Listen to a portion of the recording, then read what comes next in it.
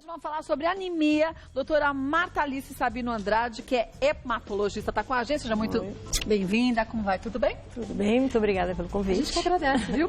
E a anemia, gente, é um problema sério para a sua saúde. Às vezes você acha que é coisa normal. E esse é um processo tão importante para você aprender. E é um processo mesmo. Porque é mudança de hábitos. Tudo na vida, para a gente ter mais saúde, a gente tem que se readequar. E hoje, a doutora Marta Alice Sabino Andrade, que é hematologista, vai estar falando para a gente o que fazer para evitar a doença e quais são os tratamentos também. Resumindo, o que é a anemia, doutora Marta? Bom, todo mundo tem uma ideia do que é anemia. Todo mundo já sabe, você está meio pálido, estou cansada, estou com sono. Então, todo mundo já tem uma ideia, já existe uma ideia, um consenso sobre o que é anemia. Agora eu te pergunto, será que um corredor de maratona, o valor de hemoglobina, né, a caracterização da anemia é feita por um exame, que eu acho que todos nós já fizemos uma vez na vida, que é o hemograma. Acho que é um exame tão simples. É o exame mais básico. É o mais básico de todos, que é o que faz a fotografia da anemia, ou seja, você tem uma hemoglobina abaixo do normal. Né? Mas será que o normal da hemoglobina para um corredor de maratona e para uma dona de casa... É o mesmo? Será que é o mesmo valor? Acho que não é o mesmo. Né? Porque são necessidades distintas, muito bem, exatamente isso. Então, a anemia é definida muito mais pela quantidade, porque o que faz? O sangue, ele pega o oxigênio que a gente respira e leva para os tecidos. E isso é feito por uma célula, né, que é a hemácia, que dentro dela tem uma molécula, que é a hemoglobina, e traduzindo, essa molécula que pega o oxigênio para distribuir para os tecidos. Agora, se a gente está numa quantidade menor do que a nossa necessidade, isso é anemia. Que é um grande problema, né? Aí é anemia, né? Exatamente. Aí nós temos instalado uma anemia, uma quantidade de hemoglobina menor do que a nossa necessidade para o nosso dia a dia, para as nossas atividades. A gente tem uns mitos e verdades, eu vou pedir para a gente já começar com eles, ó. Anemia é sempre sinal de má alimentação. Não, né? É um mito, né? É mito. Porque existem uma vez que você detecta anemia, e aí você tem que caracterizar, tá bom, isso é uma anemia. Agora, e a causa dela? A causa pode ser, aí uma gama grande, uma gama muito grande, não vamos entrar nisso, mas pode ser desde uma alimentação, uma ingestão de nutrientes insuficiente para a necessidade, pode ser por perda, né? Nós vamos talvez falar isso um pouquinho mais para frente, pode ser por infecções, por doenças, por destruição, né? Essa célula, ela tem uma vida de 120 dias. Existem situações em que ela dura 10, 20 dias. Então, o corpo não consegue repor. Então, existem muitas causas, além da má alimentação. Agora, a criança, o bebê pode nascer já anêmico, não pode, com anemia? Pode. O bebê pode nascer, isso vai depender de muitos fatores também. Por exemplo, a falta de reserva de ferro durante a gestação. Quer dizer, a mãe não se alimentava direito, ou então também era anêmica, não também sabia, já era anêmica e não conseguiu passar a reserva de ferro. Perdas durante o parto, mas pode acontecer sim, né? Pode. Vamos ver mais um mito ou verdade? Crianças e adultos portadores da doença não podem praticar esportes.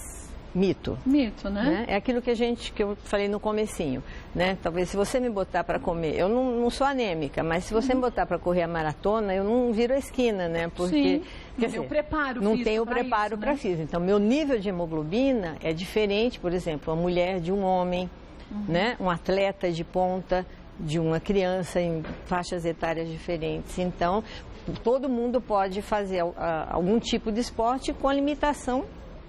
Com a limitação do seu próprio corpo naquele instante. Né? Exatamente. Vamos ver mais um? A diabetes é uma das causas da doença. Exatamente. Todas as doenças, desde as agudas como as doenças crônicas, elas cursam, elas evoluem com algum tipo de anemia. É como se o sistema hematológico, ele reage a todos os sistemas orgânicos, de alguma forma, eles se refletem no hemograma, vamos dizer, causando algum tipo de anemia. Então, doenças endócrinas, tipo hipotiroidismo, infecções, doenças inflamatórias, tipo lúpus, artrite reumatoide, doenças gastrointestinais, tipo todas elas, as doenças crônicas e mesmo, às vezes, um pequeno resfriado, durante algum tempo existe uma queda nos níveis de hemoglobina. Quer dizer, eu não estou anêmica, de fato, né? Como aquela anemia forte, mas naquele momento pode haver uma queda. Uma barriga de nutrientes que me deixou anêmica, né? Exatamente. Quer dizer, o tratamento então é bem complexo, porque depende do porquê dessa anemia instalada, é quanto tempo, de que forma essa anemia chegou, o tratamento é diferenciado, Exatamente, né? Exatamente. E aqui tem até uma coisa bem interessante que eu gostaria de colocar aqui. Por exemplo, tem estudos comprovando que um simples resfriado, o corpo para de produzir o sangue que contém essa hemoglobina. E por que será isso? Quer dizer, é como se fosse uma defesa do próprio organismo. Ele se vira para atacar aquele agressor e deixa o resto descansadinho, né? Tipo assim, se eu comer, vamos dizer, então eu acho que tem muitas mães aqui que estão com o filho, por exemplo, tomando algum derivado de ferro para anemia, tratar anemia. E essa criança pega uma infecção. Naquele momento, aquela suplementação vitamínica, imagina, se você está com uma infecção, com uma doença crônica, nesse momento a sua barreira, as suas defesas caíram. Mais baixas, né? Quem está vencendo? O vírus, a bactéria, a doença neoplásica. Então, quem vai se beneficiar primeiro do alimento, da vitamina? O seu sistema imunológico, né? Em parte, mas naquele momento pode ser que seja a própria infecção. Ah, então você alimenta a infecção ao invés de alimentar a defesa? Bingo. Por isso que muitas vezes o médico pede para tirar essas vitaminas? Exatamente. Então, por exemplo, se a criança está tomando sulfato ferroso alguma e ficou resfriada, ficou com pneumonia, ficou com diarreia, para com aquela vitamina, porque tem estudos comprovando que essa vitamina pode piorar a infecção. Agora, então, imagine a automedicação. O quão prejudicial é, porque Exatamente. A gente, tudo bem, quando a gente sabe que a gente está por um processo infeccioso e a gente fica mais atento é uma coisa. Agora, quem se automedica o tempo inteiro pode estar alimentando sempre o que pode te derrubar lá na frente, Exatamente. Né? Você vê, o corpo é sábio, né? Porque, principalmente a criança, por que a criança para de comer quando fica doente? Primeiro sinal que para de comer. E é o último a voltar ao normal. E o que a mãe se preocupa? Não, precisa comer, a criança vomita. Para combater a doença. E na verdade, isso é um engano. Naquele momento, às vezes, quem vai sofrer primeiro a falta de nutriente é a infecção.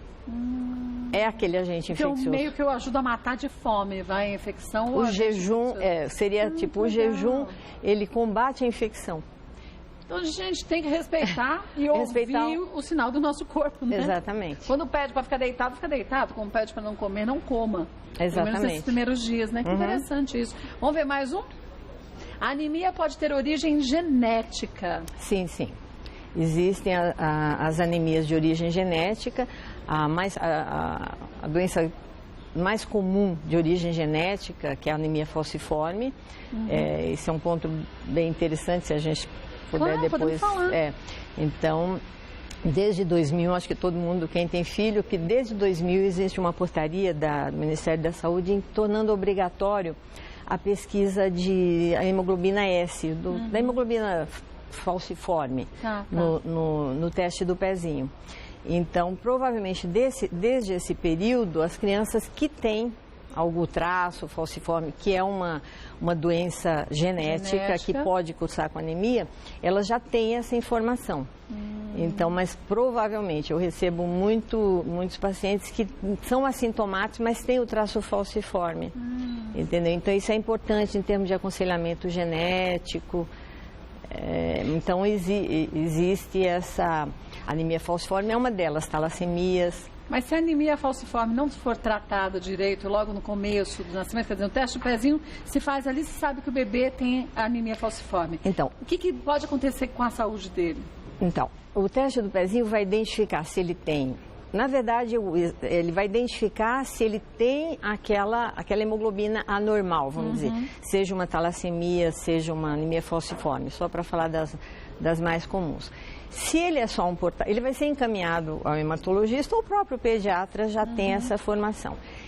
E ele vai, se for a doença, se ele já tiver a doença, realmente ele vai ter que ser encaminhado para para um centro especializado, porque é uma doença crônica, uma doença... Não tem cura. Não tem cura, né? As talassemias, existe transplante de medula, mas aí são tratamentos mais complexos, mas a criança que tem a doença, ela já vai ser encaminhada para um acompanhamento e um tratamento num centro especializado. E é bom a gente falar disso, porque muitas mães falam assim, mas por que obrigam a gente a fazer o teste do pezinho?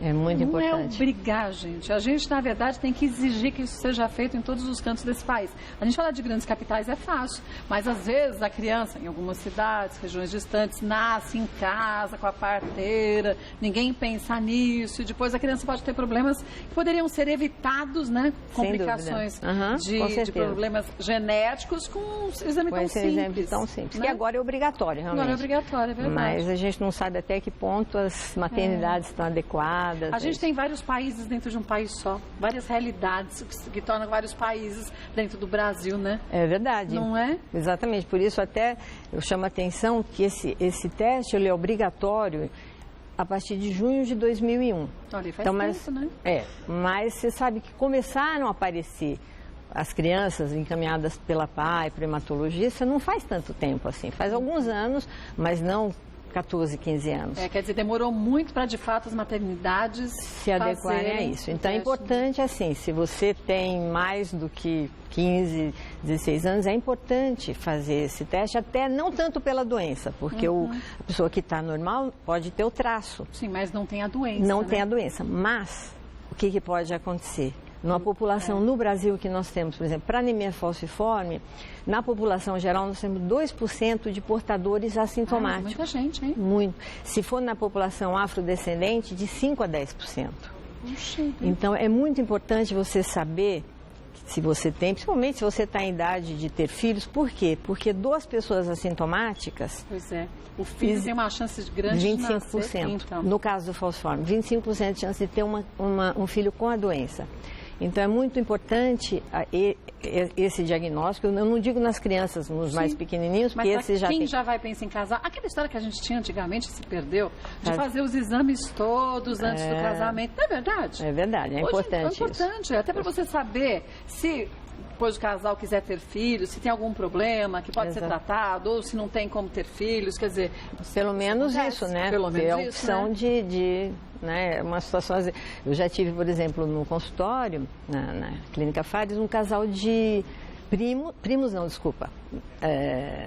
um casal de noivos, os dois com aquele sobrenome super italiano, os dois portadores do gene da talassemia, que é uma doença muito, quer dizer, que é uma doença relativa. A doença é muito grave, mas o portador assintomático, ou aquele que tem a forma minor, que nem faz o diagnóstico, é muito frequente, particularmente em São Paulo. Então tem uma população que é uma doença que veio lá da região do Mediterrâneo, que então veio principalmente com os italianos, muito na colônia libanesa também. E os dois são portadores? E os dois portadores. Então você imagina que situação difícil. Mas é melhor saber antes, né? Eu falei, olha, existe uma chance, existe uma chance. Bom, olha, Gabriel Monteiro pergunta o seguinte, vegetarianos têm risco maior de anemia? Bom, aí a gente tem que ver o tipo do vegetariano. O vegetariano estrito, o vegano mesmo, que não come nem carne, nem ovos, ele tem uma chance maior, não só da anemia por deficiência de ferro, se bem que o ferro existe, o ferro da carne é o mais bem absorvido. Ele é absorvido de uma forma diferente, o ferro da carne do ferro dos vegetais, dos vegetais e dos minerais, né, até. Existe até o... É verdade. Mas enfim, então a absorção, porque ele vem na forma M, ele vem na forma do músculo, como a gente tem, inclusive. Então a absorção é bem melhor. Agora existem cereais integrais, vegetais folhosos, com algumas exceções, são ricos em ferro. E aquelas orientações que os nutricionistas passam também, né? De consumir algo com ferro junto com uma vitamina C. Então, por exemplo, um suco de laranja, um suco de limão, alguma coisa assim do gênero, para você conseguir uma absorção mais rápida pelo corpo também, né? Exatamente. O ferro, no meio ácido, ele é mais bem absorvido. Enquanto existem substâncias, por exemplo, o ácido oxálico do espinafre, as xantinas do chá, chocolate, café, o leite, né? O leite, ele se liga ao ferro e diminui bastante a absorção. Agora, uma coisa importante é o seguinte, o organismo ele tem uma capacidade muito grande de aumentar o poder de absorção. Então, quando um organismo está muito deficiente, debilitado, deficiente no ferro, depletado em ferro, ele aumenta a absorção intestinal em 6 a 8 vezes. É como se o corpo soubesse, bom, já que está faltando, deixa eu aproveitar cada pouquinho que entrar de ferro, né? Aquele espinafre, o que for, aquela saladinha, ele vai tirar vai arrancar o máximo, um pouquinho que tiver. Que legal. Então, Gabriel, faça os exames direitinho, conversa com o teu médico, né? Se você é vegetariano, mas quem não é vegetariano também tem que fazer isso, né? Também. Porque a gente acha que todo mundo também tem que comer a mesma quantidade de nutrientes. E cada corpo tem sua necessidade diferenciada, né? Eu até me lembrou agora o exemplo de uma enfermeira, uma amiga que fez um teste admissional e deu uma anemia. Ela não sabia que era anêmica. Ela falou, tô bem, tu como tudo. Aí ela veio e tratou durante um mês. Depois de um mês, ela falou, Marta, eu não sabia, eu achei que eu era aquela pessoa, só que um mês de tratamento, ela falou, sou outra. Eu falei, bom, você é o que você é. Então, ela era anêmica, ela tinha uma deficiênciazinha que apareceu no hemograma.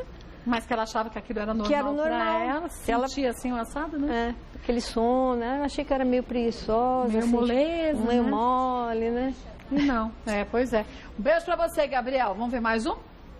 Ana Laura Pádua. Quem teve anemia tem maior propensão a ter novamente? Isso vai depender da causa da anemia, da causa. Se for uma causa alimentar, então é importante a gente saber uma coisa. Se você está com anemia, vamos dizer, por deficiência de ferro, você dosou lá no sangue, o ferro está baixo.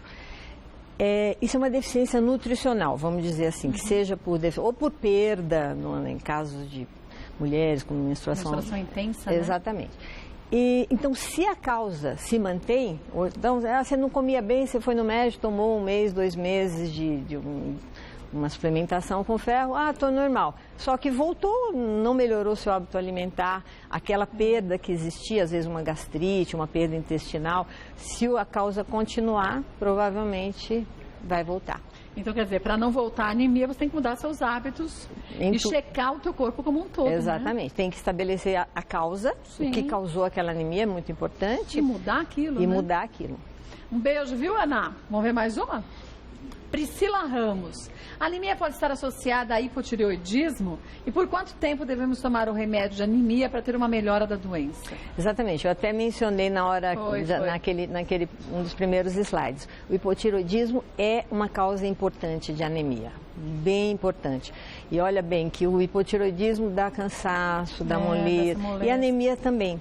Então, as doenças crônicas, lembra? Eu até mencionei que várias doenças endócrinas, elas evoluem com anemia e o hipotireoidismo é uma causa importante, mas a melhora é muito rápida. Em questão de 3 a 4 semanas do tratamento adequado do hipotireoidismo, já existe uma melhora da anemia.